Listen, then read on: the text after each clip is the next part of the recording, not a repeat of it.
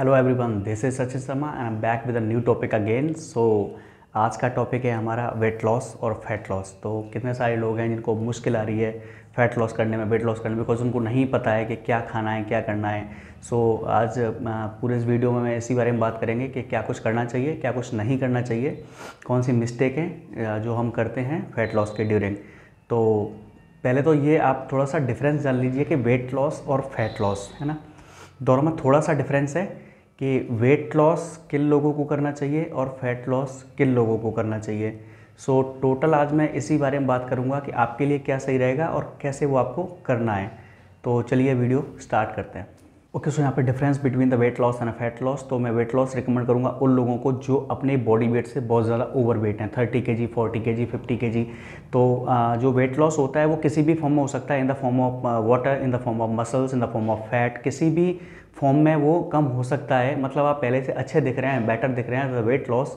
और बात करें वहीं पे सेकंड पॉइंट फैट लॉस की, तो फैट लॉस में अपनी मसल्स को बचाए रखकर फैट लॉस करना। सिंपली लैंग्वेज में समझाऊँ तो यू आर गेटिंग लीन। आप पहले से लीन हो रहे हो, आप पहले से अच्छे दिख रहे हो, आपका फैट लॉस हो रहा है, यानी मसल्स के ऊपर जो आपकी फैट की लेयर है वो थिन हो रही है, आपका बॉडी फैट परसेंटेज डाउन हो रहा है। तो दैट्स कॉल्ड फैट लॉस। तो अगर आप बहुत ही ज़्यादा ओवरवेट नहीं है तो मैं आपको बोलूँगा कि आप फैट लॉस करें।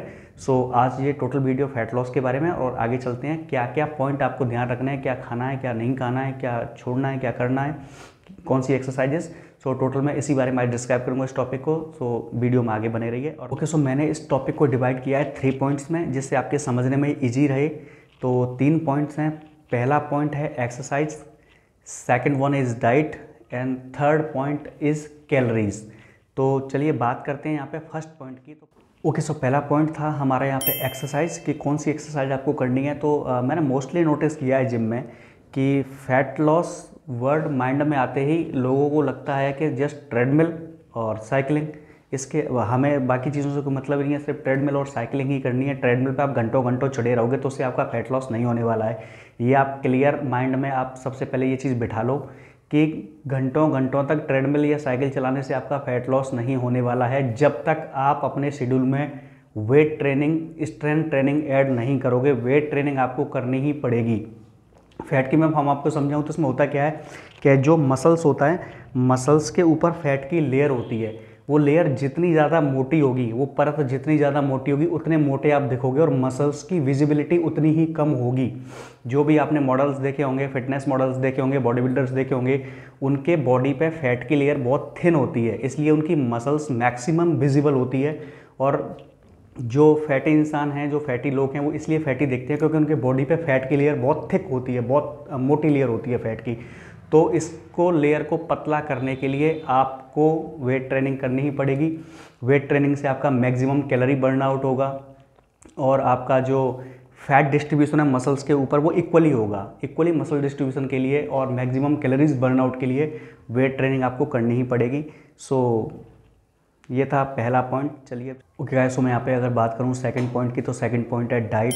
ये वो पॉइंट है कि अगर आपने सेकंड पॉइंट का याद नहीं रखा, मीन्स अगर डाइट का आपने ध्यान नहीं रखा, तो जो एक्सरसाइज अभी बताई थी उसका कोई भी मायने नहीं है, कोई भी मतलब नहीं है। अगर आपने डाइट सही से फॉलो नहीं की, आपका कोई एक डाइट शेड्यूल नहीं है, तो डाइट की अगर हम यहाँ पर बात करें, तो अगर आप फैट लॉस में हैं तो सबसे पहले तो आपको जो प्रोसेस्ड शुगर है वो बंद करना होगा। Process sugar like sweet candy, cold drinks, chocolate, ये सब आप बिल्कुल कट डाउन कर दीजिए। और देन मैं बात करूं कि फिर खाना क्या है, तो खाने में मैं आपको बात करूं तो आपको भूखा नहीं रहना है। आपको चूज़ करने हैं लो कैलोरीज फूड, जिनमें लो कैलोरीज होती है, बट आपको फिलर रखें, आपको भूखा नहीं रहने दें, आपका पेट भरा हुआ रखें, बट कैलोरी कम प्रोवाइड करें बॉडी को, है ना।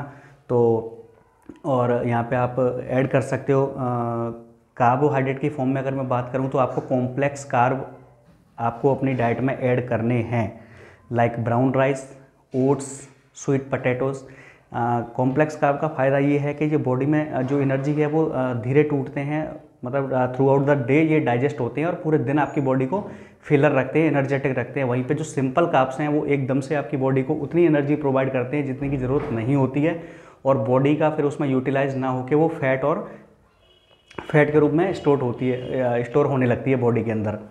तो avoid simple carbs, use complex carb, use green vegetables, और अगर आपको शुगर क्रेविंग्स हो तो आप फ्रूट्स ले सकते हो, एप्पल, पपाया, ड्राई फ्रूट, ये सब ऐड कर सकते हो आप अपनी डाइट में। तो okay, and the third one and the most important is calculate your calories. Food के मैक्रोस आप देख सकते हो कि किस फूड में कितना कार्ब है, कितना वो प्रोटीन कंटेन कर रहा है, कितनी वो चीज़ें कंटेन कर रहा है, क्योंकि जब तक आप कैलोरी डेफिसिट में नहीं होगे, आप ये भूल जाइए कि आपका फैट लॉस होगा। ये मैं आपको परफेक्टली बता दे रहा हूँ कि आप भूल जाइए कि आपका 1 ग्राम भी फैट लॉस होगा जब तक आप कैलोरीज़ को नहीं समझेंगे। ये मोस्ट इम्पोर्टेंट है समझना कि जितनी आपकी रिक्वायर्ड या मेंटेनेंस कैलोरी है, या जितनी अगर 2000 आपकी मेंटेनेंस कैलोरी है, अगर आप 500 कैलोरी ज़्यादा लेते हो तो वेट आपका बढ़ना शुरू हो जाएगा। अगर आप 500 कैलोरी कम लेते हो तो वेट आपका घटना शुरू हो जाएगा। और ये होता कैसे, मैं आपको बताऊं कि जैसे 2000 मेरी बॉडी की रिक्वायर्ड कैलोरी है, ठीक है। अब मैंने 500 कैलोरीज को कम करना शुरू कर दिया आज से, बट बॉडी को 2000 की रिक्वायरमेंट है और बॉडी को इस चीज़ से कोई फ़र्क नहीं पड़ता कि आप फैट लॉस कर रहे हैं या क्या कर रहे हैं, क्या नहीं कर रहे हैं। बॉडी को अपनी रिक्वायर्ड कैलोरी चाहिए, वो कहीं से भी चाहिए।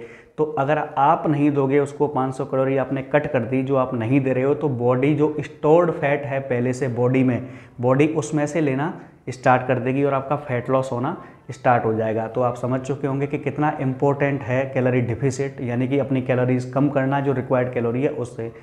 तो आई होप ये टॉपिक आपके लिए यूज़फुल हुआ होगा, जो बातें हैं वो आपको हेल्प करेंगी फैट लॉस के लिए।